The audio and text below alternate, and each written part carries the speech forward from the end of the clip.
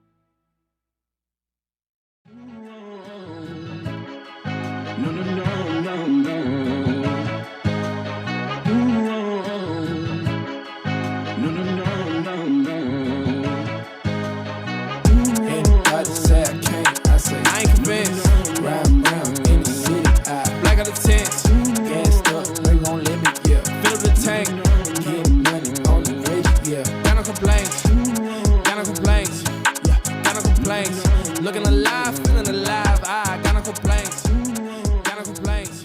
Yeah, got no complaints. Looking alive, feeling alive. Good morning, good morning, good morning.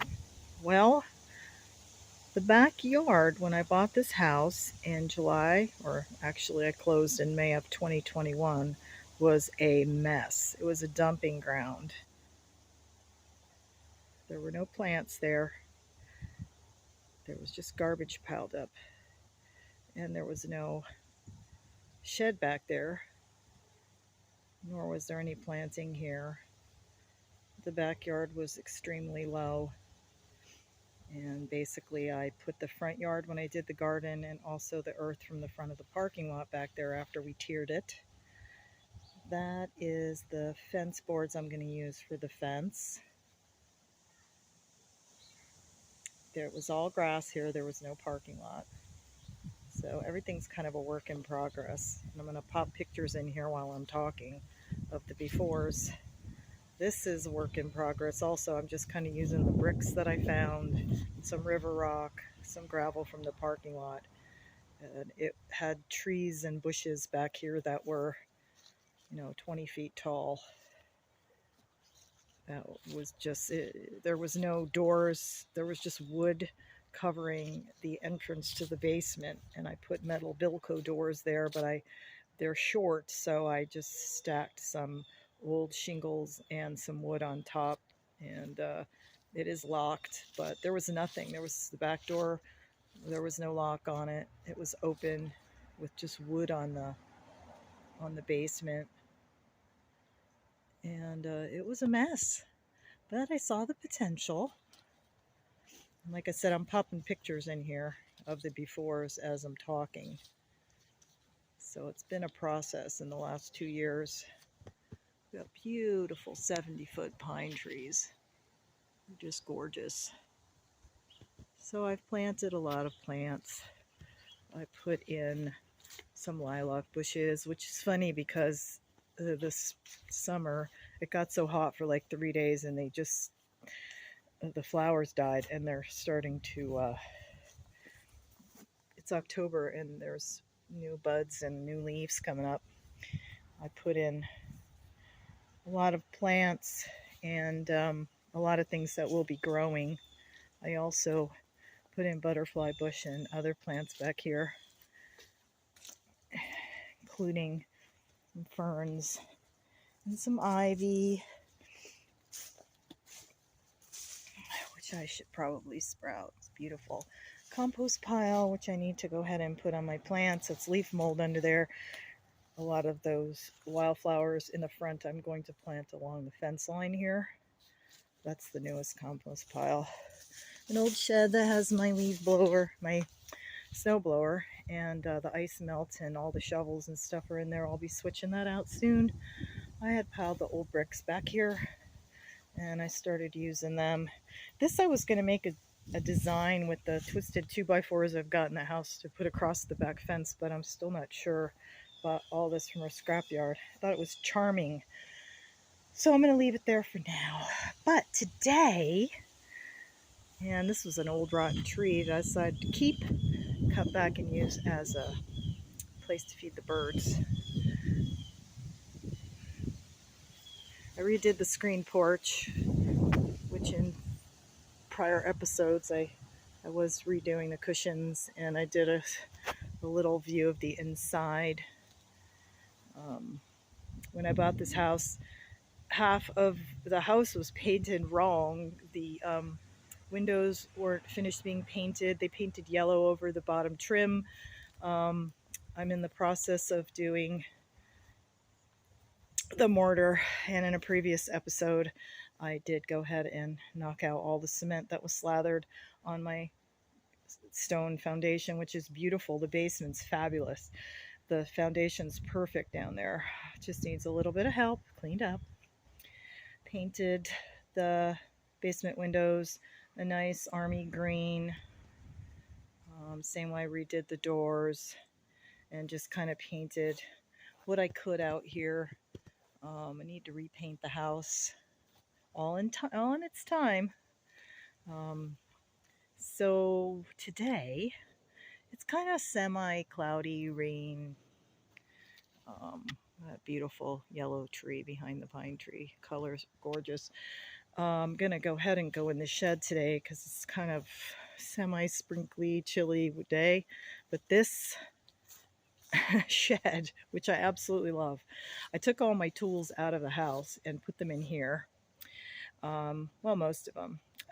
But since I've been doing outside projects, and it's become a dumping ground.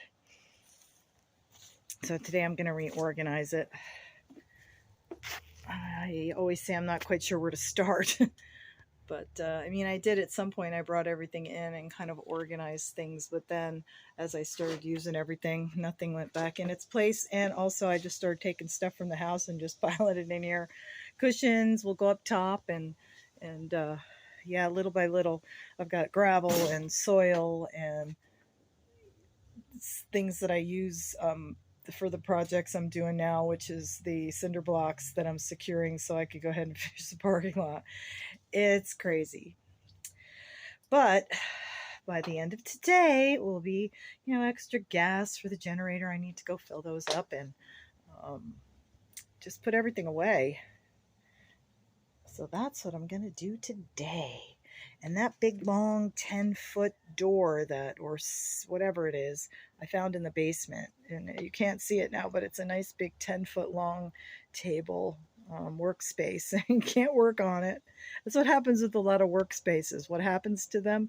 They end up being a place to just put everything. So you can see it's got potential. I hung all of the tools and put up pegboard, and I just need to get up there and finish. So I need to go grab my ladder and just start putting one thing away at a time.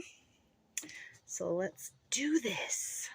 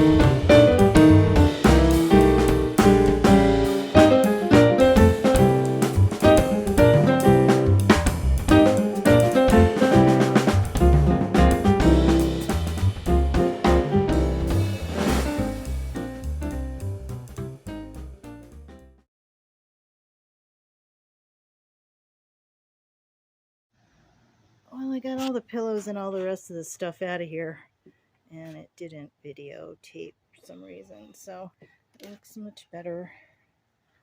And now I'm going to do this little corner because it drives me nuts when everything's all piled up and scattered. What a difference a little time makes.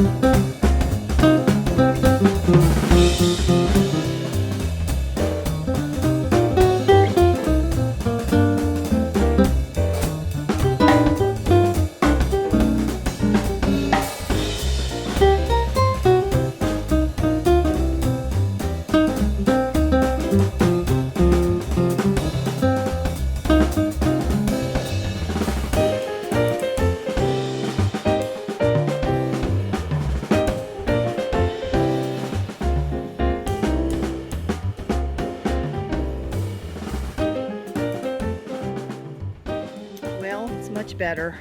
Got all the pillows and the tarps up there and the screen. Tools all put away. Everything up off the floor. I have to go get gas for the gas generator. Everything on the counter shelf. Everything's hung up here that I can find that needs to be hung up. I have like 10,000 tools in the house too. It's like crazy. This is the equivalent of my only junk drawer. I started putting stuff in a pile on a table when I first bought the house. I've got it down to this. Everything else is separated and put away because otherwise I can't find anything, right?